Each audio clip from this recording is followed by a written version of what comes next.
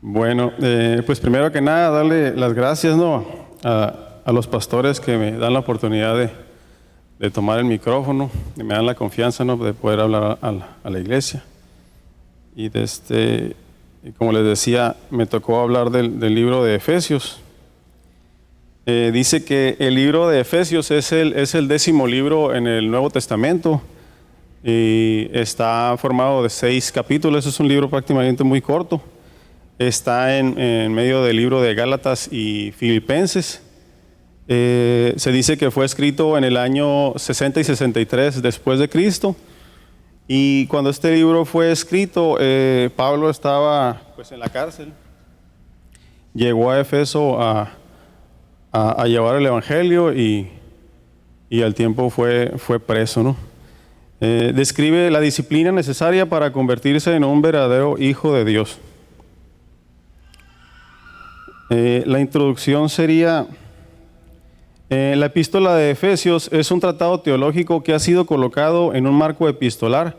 Este tratado se divide en 2 partes principales. Los primeros 3 capítulos de la carta presentan una reflexión doctrinal sobre el misterio de la voluntad de Dios. Este misterio es que aquellas personas que no son judías también han sido incluidas en el plan de Dios y que los gentiles puedan ser salvos por medio de la obra redentora de Jesús. En la segunda parte de este libro, la carta se encuentra, la segunda parte se encuentra en los 3 últimos capítulos. En estos pasajes el texto nos dice que la salvación alcanzada en Cristo debe transformar nuestro caminar, es decir, nuestra conducta. Así es que si usted ya fue alcanzado, si ya está asistiendo a una iglesia, si ya está comiendo del pan, pues forzosamente está usted obligado a cambiar su conducta, sus hábitos, ¿no? En el resumen de la primera parte dice que es encabezado por la buena noticia del Evangelio. El primer punto serían las bendiciones espirituales para los que están unidos con Cristo Jesús. En el segundo punto sería de cómo nos lleva de la muerte a la vida, ¿no? De que llevamos una vida pecaminosa, nuestro espíritu estaba muerto y cuando venimos a los pies de Cristo, pues cambiamos a la vida, ¿no? Dice, yo les he dado vida y para que la vivan en abundancia. Dice también en el tercer punto que somos unidos por medio de Cristo como un cuerpo. Y en el último, en el punto número 4 dice Pablo, apóstol entre los gentiles.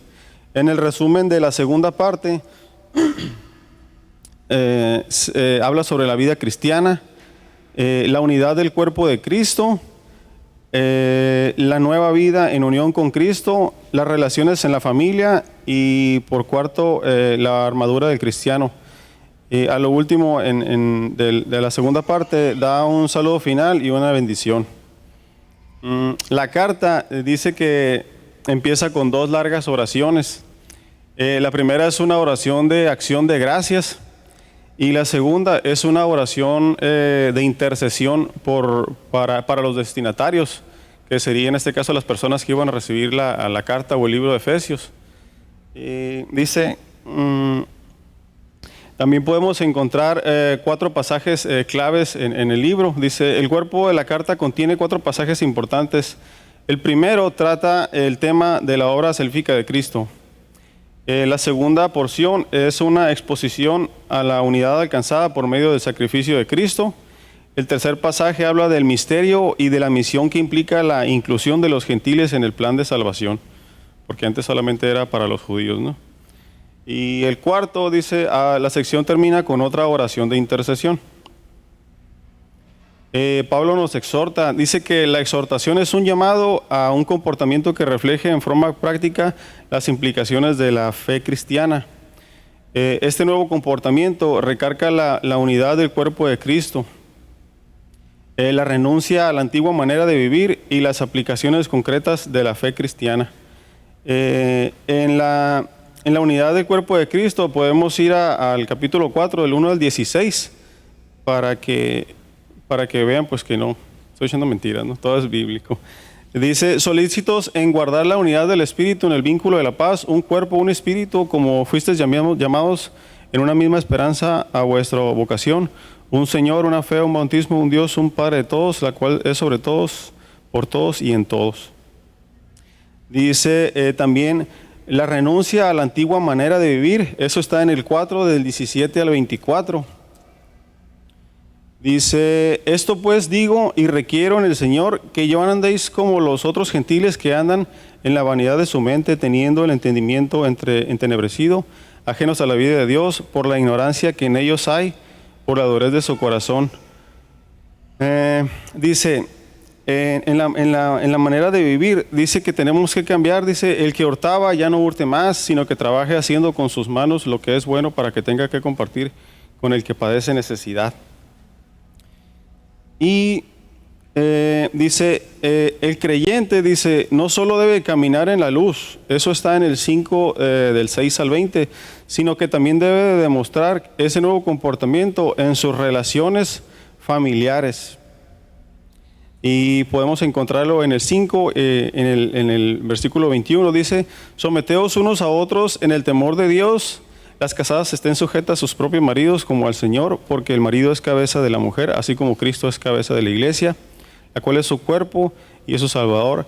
Así que como la iglesia está sujeta a Cristo, también las casadas estén sujetas a sus maridos en todos. Maridos, amad a vuestras mujeres, así como Cristo amó a la iglesia y se entregó a sí mismo por ella. Dice, en este sentido, caminar es una metáfora que se refiere a la vida ética y moral de las personas de fe. Pues cuando vienes a los pies de Cristo, pues tienes que cambiar tu manera de vivir. Pues yo les comentaba que yo, antes de llegar a los pies de Cristo, fui 2 años y medio a Alcohólicos Anónimos. Entonces dicen ahí que cuando estás yendo a Alcohólicos, pero dicen que solamente muchas de las personas que van nada más tapan la botella, pero siguen con las mismas, su manera de vivir, pues siguen golpeando a la mujer, siguen gritando, siguen lo otro. O sea, nomás lo que hiciste fue tapaste la botella. Entonces muchas personas venimos aquí a la iglesia, pero nomás venimos, pero seguimos con las mismas actitudes. Pues. Entonces tenemos, la metáfora se refiere a la vida ética y moral de las personas de fe. Hay que cambiar el caminar, como se refiere con una metáfora. Y igual, pues Pablo nos da todas las instrucciones, ¿no? de cómo tenemos que vivir, cómo tenemos que hacer, los hábitos que tenemos que dejar. Pero hay un pero, ¿no? Siempre para todo lo que quieres hacer hay un pero. Y dice que tenemos una lucha espiritual. Esta lucha espiritual lo podemos encontrar en el 6, del 10 al 20. Y pues ya hemos escuchado de eso, ¿no? Dice, por lo demás, hermanos míos, una disculpa, es que me da alergia como la harina. Ahorita me comí unos hot cakes y me da un chorro así como de alergia. Dice, por lo demás, hermanos míos, fortaleceos en el Señor y en el poder de su fuerza, vestidos de toda armadura de Dios, para que podáis estar firmes contra las acechanzas del diablo. Porque no tenemos lucha contra sangre y carne, sino contra principados, contra potestades, contra gobernadores de las tinieblas de este siglo, contra huestes espirituales de maldad en las regiones celestes. O sea que Dios por medio de Pablo nos da las instrucciones, ¿no? Para que podamos vivir como un estándar de hijos de Dios. Pero siempre hay algo pues que se nos pone difícil. En este caso dice que es la lucha espiritual.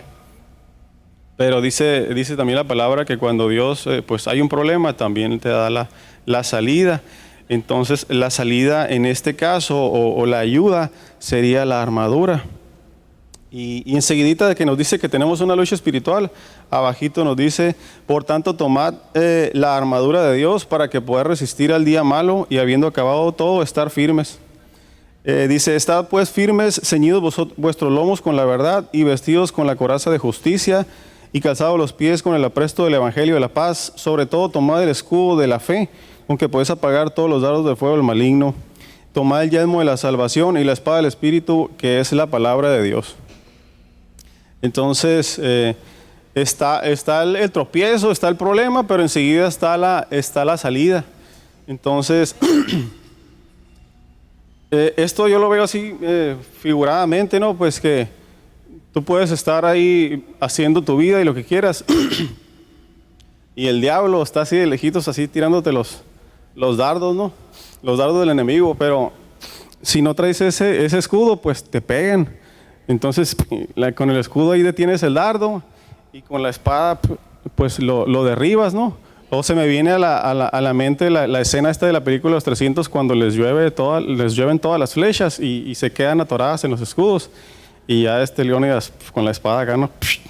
Las troza todas, nomás quedan los puros piquitos. Entonces, figuradamente, el diablo ahí está sentado ahí, ¿no? Y te tira un dardo y ¿sabes qué? Pues ahí vas a la iglesia otra vez, loco, y eres un pecador. Entonces, si no tienes el escudo, te llega.